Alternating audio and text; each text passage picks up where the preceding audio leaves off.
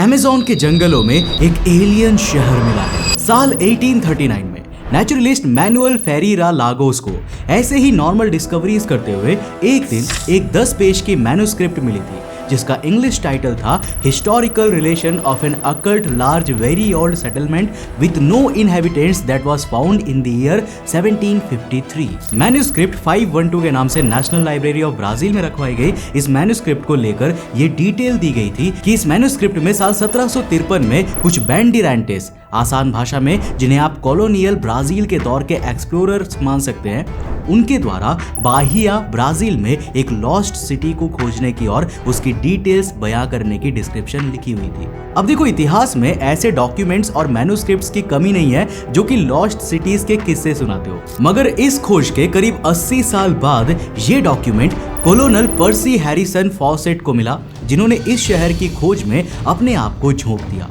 He called it the Lost City of Z, जिसे आप में से बहुत से लोग एल डोराडो के नाम से भी जानते होंगे। सन 1920 में वो पहली बार इस शहर की खोज के लिए निकले थे, मगर रास्ते में बुखार आने के कारण वो वापस आ गए। लेकिन इससे भी उनका जोश टूटा नहीं, क्योंकि 5 साल बाद यानी कि साल 1925 के आसपास उन्होंने अपने बेटे जैक और उसके दोस्त रेलिग रिमेल के साथ वापस से एक्सपीडिशन में निकले, मगर इस बार उनमें से कोई भी वापस नहीं आया। अब साल 1541 में गोंजालो पिज़ारो ने भी अमेज़न के जंगलों में एल डोराडो को ढूंढने की कोशिश की थी, वो भी 340 लोगों की अपनी क्रू के साथ। मगर कुछ समय बाद उनके क्रू की हालत भी इतनी खराब हो गई थी कि उन्हें भी खाली हाथ लौटना पड़ा। अब इन कहानियों के अलावा इस शहर को फिजिकली आज तक कभी भी देखा नहीं गया है, जिस वजह से इसे कई बार एक मिथ की तरह भी ट्रीट किया जाता है। मगर दोस्तों, अमेज़न के जंगलों में अब एक ऐसे मैसिव शहर को खोजा गया है जो शायद एल डोराडो से लेकर किसी भगवान के बेस तक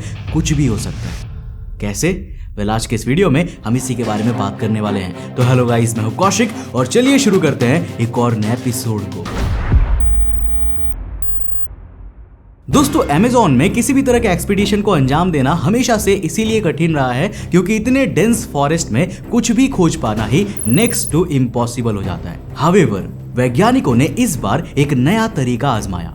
उन्होंने एक हेलीकॉप्टर के ऊपर करीब 650 फीट की ऊंचाई से light based remote sensing technology as known as lidar का इस्तेमाल करते हुए अमेज़न फॉरेस्ट के डिजिटल मैप को प्रिपेयर करने की कोशिश करी। And this time they really found something unexpected. Amazon के बोलिवियन हिस्से में लियानोस दे मोजोस के पास इन लाइडार इमेजेस में ऐसे कई अर्बन रुइंस दिखाई पड़े जो अभी बस 600 साल पहले ही अबेंडन किए गए हो, और ह्यूमन हिस्ट्री के हिसाब से ये 600 साल का समय बहुत ही रिसेंट कहा जाएगा। हालांकि ये सिविलाइजेशन का एग्जिस्ट करना भी उतना शॉकिंग मैटर नहीं है जितना शॉकिंग मैटर यहाँ पर पाए गए रुइंस का शेप है, क्योंकि जनरेटेड इमेजेस के अकॉर्डिंग इन अर्बन सेंटर्स पे पिरामिड्स मौजूद थे जो ना सिर्फ सिविलाइजेशन को और ज्यादा अर्बनाइज कर देते थे बल्कि एक टेक्निकल पॉइंट ऑफ व्यू से और ज्यादा मिस्टीरियस भी बना देते हैं।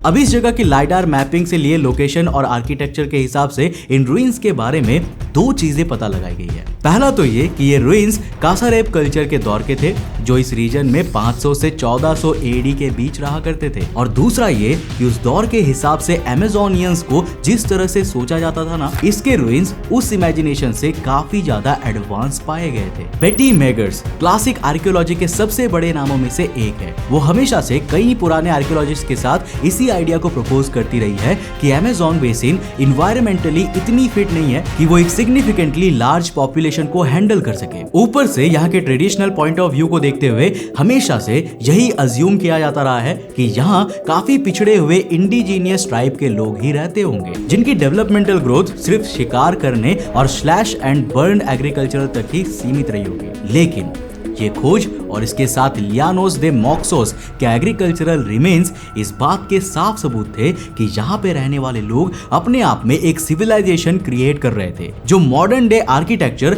जैसे कि पिरामिड्स एंड कनाल्स की क्रिएशन को भी एग्जीक्यूट कर सकते थे। But that is not the best part of this discovery. देखो, सबसे मजेदार हिस्सा तो हमें इस रीडिंग की पूरी इमेजरी में दिखता है। इसमें जिन एरियाज को आप ग्रीनिश और रेडिश हाईलाइट में देख रहे हैं ना, वो एरियाज दिखा रहा है कि उस हिस्से में कितना आर्किटेक्चर आर्किटेक्चरल रूइन पाया गया है, जिसके आधार पर आर्कियोलॉजिस्ट ने उन एरियाज की पॉपुलेशन डेंसिटी मेजर करी थी, विच रेंज्ड बिटवीन 70 to 150 पीपल पर स्क्वायर किलोमीटर। अब ये वैल्यू उतनी भी कम नहीं है, क्योंकि इसे अगर हम रशिया, मंगोलिया और ग्रीनलैंड की कंबाइंड पॉपुलेशन डेंसिटी से भी कंपेयर करें तो भी ये फिगर उस कंबाइंड फिगर से 2 से 3 गुना ज्यादा बड़ा निकलता है। अब इस इमेजरी स्ट्रक्चर में सिर्फ कुछ ही ऐसे शहर हैं जो अमेज़न बेसिन से जस्ट सटे हुए हैं, मगर एक एरिया ऐसा भी देखा जा सकता है जो नदी से काफी दूर है। अब उस एरिया में भी पानी की सप्लाई ना रुके, इसके लिए यहाँ तक ढेर सारे कनाल्स और रोड्स तक क्रिएट करे गए हैं, और जिनके रीसेंट एविडेंसेस आज भी हमें यहाँ पर एक्सकेवेशन के दौरान मिलते रहते हैं। अब अगर शॉर्ट में कहा जाए तो यहाँ का नेटवर्क और आर्किटेक्चर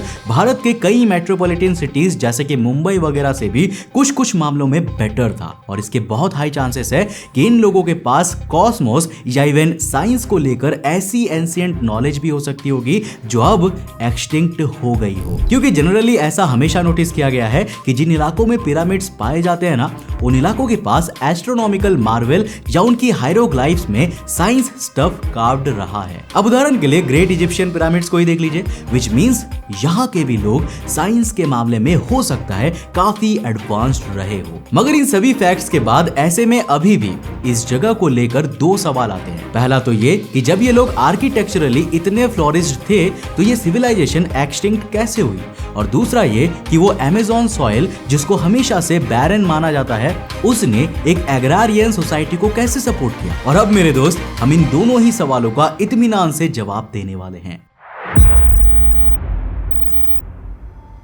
तो देखो दोस्तों, अमेज़न की सॉइल को लेकर हमेशा से ये प्रॉब्लम रही है कि वो फर्टाइल नहीं हो सकता। रीजन बीइंग कि अमेज़न एक रेन फॉरेस्ट है जहां एक्सेसिव रेनफॉल की वजह से सॉइल के न्यूट्रिएंट्स वॉश आउट हो जाते हैं, जिस वजह से वहां की सॉइल उतनी एनरिच नहीं हो पाती। मतलब टेक्निकली नेचुरल ग्राउंड्स पे इस जमीन पर खेती करना असंभव है। मगर फिर सवाल ये आता है कि यहाँ के लोगों ने एग्रीकल्चर प्रोड्यूस कैसे किया।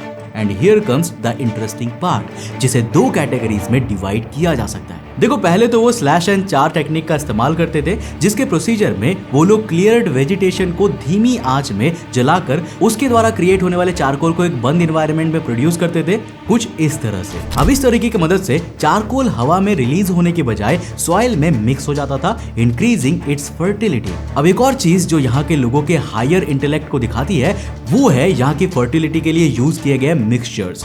देखो, सॉइल सैंपल्स बताते हैं कि यहाँ की सॉइल की फर्टिलिटी को मैन्युअली इंक्रीज करने के लिए उस वक्त के लोग इसमें ऑर्गेनिक मैटर्स जैसे कि ब्रोकन पॉटरी, हड्डी के चूरे, खाद और बचे हुए खाने को मिलाया करते थे, ताकि उसका कॉम्पोजिशन और फर्टाइल और बैलेंस किया जा सके। अब इस प्रोसीजर को कई सालों तक रिपीट करने के बाद वहां के लोगों ने मैन्युअली एक ऐसे सॉइल को क्रिएट कर ली थी जो इररिस्पेक्टिव ऑफ एनवायरनमेंट भी फर्टाइल रहा करती थी। इसीलिए इस सॉइल को भी एक अलग नाम दिया गया था, जिसका नाम था टेरा प्रेटा। अब दोस्तों, आखिर में ये सवाल आता है कि जब ये सिविलाइजेशन इतने एडवांस थे, इतने उन्नत सभ्यता के लोग थे, तो आखिर ये आज एक्सटिंक्ट कैसे हो गए? आखिर वो विलुप्त क्यों हुए और कहां हुए? अब देखो, इनके एक्सटिंक्शन को लेकर 2 कारण दिए जाते हैं। पहला तो ये कि इस एरिया के आसपास के वोल्केनिक इरप्शन की वजह से इस सोसाइटी ने डिस्ट्रक्शन फेस किया, मगर दूसरा कारण जुड़ा है इसके इतिहास से। देखो, ऐसा कहा जाता है कि जब फर्स्ट जनरेशन यूरोपियन कॉलोनियल्स यहाँ 16th सेंचुरी के आसपास आए थे, तो वो अपने साथ ढेर सारे डिजीज भी लेकर आए थे। अब चूंकि मैक्सिमम इंडिजीनियस पॉपुलेशन इस डिजीज से इम्यून नहीं थी, इसीलिए हो सकता है कि इन अर्ली यूरोपियंस के कॉन्टैक्ट में आने की वजह से उन लोगों के बीच बीमारियां जैसे कि चिकन पॉक्स, मिसलेस फैल गई हो, जिससे मैक्सिमम पॉपुलेशन सरवाइव ना कर पाई हो और उसकी डेथ हो गई हो। अब रही बात बाकी बची पॉपुलेशन की, तो वो भी आइसोलेटेड होके क्या ही करती, इसीलिए बाकी बचे लोग या तो स्कैटर्ड हो गए होंगे या फिर आफ्टर इफेक्ट्स की वजह से मर गए होंगे, at last leading to extinction of a very well formed civilisation. हालांकि दोस्तों, आपके हिसाब से क्या ये शहर एल डोराडो ही था या इसके पीछे कोई और मिस्ट्री है? नीचे कमेंट सेक्शन में लिखकर जरूर बताना। और अगर आप एल डोराडो के बारे में नहीं जानते तो नीचे कमेंट में बताना। अगर आपके कमेंट्स ज्यादा हुए तो मैं एल डोराडो सिटी के बारे में भी एक डिटेल्ड वीडियो लेकर आऊंगा कि आखिर एल डोराडो कौन सा शहर है और वो इतना इंपॉर्टेंट क्यों है। अब दोस्तों, अगर आपको इस वीडियो से कुछ नया सीखने को मिला और ये वीडियो आपको पसंद आया तो इस वीडियो को लाइक करने के साथ साथ अपने फ्रेंड्स और फैमिली के साथ जरूर शेयर करना। अगर आप नए हो चैनल पे तो इस चैनल को सब्सक्राइब कर देना, साथ ही साथ नोटिफिकेशन बेल कॉन कर देना। मैं मिलता हूं आपको नेक्स्ट एपिसोड के साथ, तब तक के लिए बाय, जय